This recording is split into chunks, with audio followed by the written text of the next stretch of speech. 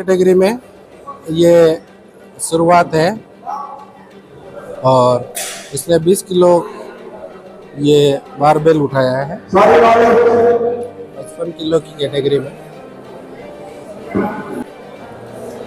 भंवरलाल गमेती आएगा। इसके बाद राजकीय उच्च माध्यमिक विद्यालय सूरजगढ़ स्नेच सबसे पहले हो रहा है।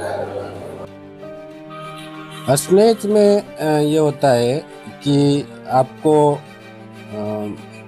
वजन उठाते समय आपको ये ध्यान रखना है कि बारबेल को चौड़ाई से पकड़ना है और कोहनियाँ मुड़नी नहीं चाहिए।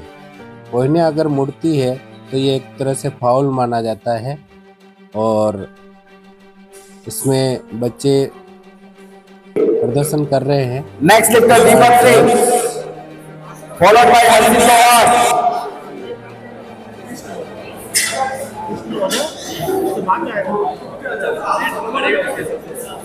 स्नेच में लिफ्टर बारबेल को एक ही प्रयास में सिर के ऊपर ले जाता है। मुकेश जौहर, विक्रम सिंह डाउन। जब लिफ्टर डाउन अपना वजन लिखवा रहा होता है कि मैं इतना उठाऊंगा, उस समय लिफ्टर को यह ध्यान रखना चाहिए कि वह कितना वजन उठा पाता है। जितना वजन उठा पाता है उससे ज़्यादा अगर लिखवा रहा है तो वो उससे कम नहीं लिखवा सकता वापस। प्रतिभागी के सामान्य नियम ये है कि छात्र वर्ग में 26 किलोग्राम और छात्रा वर्ग में 21 किलोग्राम वजन उठाना अनिवार्य होता है और एक खिलाड़ी को एक लिफ्ट के प्रदर्शन को करने के लिए कम से कम 1 मिनट का समय दिया जाता है।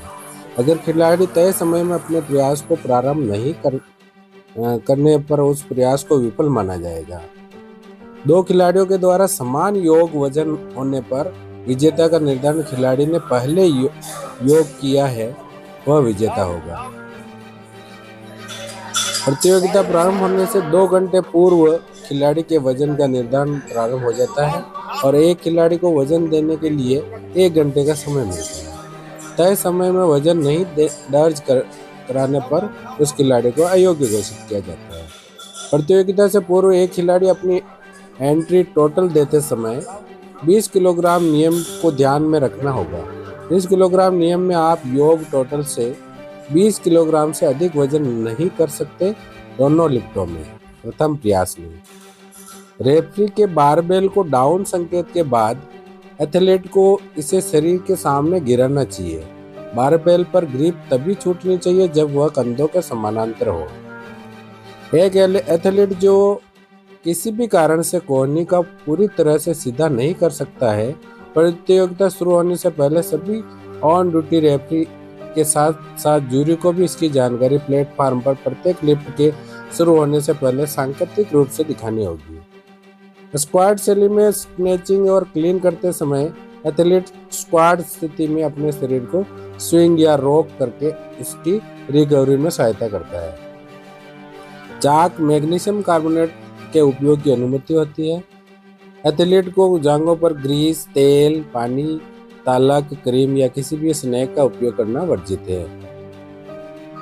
वेट लिफ्टिंग नियमावली के अनुसार ऑन ड्यूटी टेक्नीशियन अधिकारी की संतुष्टि के अनुसार प्रत्येक लिफ्ट को पूरा करना एथलीट की एकमात्र जिम्मेदारी होती है। तो वेट लिफ्टिंग में कौन कौन से फाउल्स होते हैं?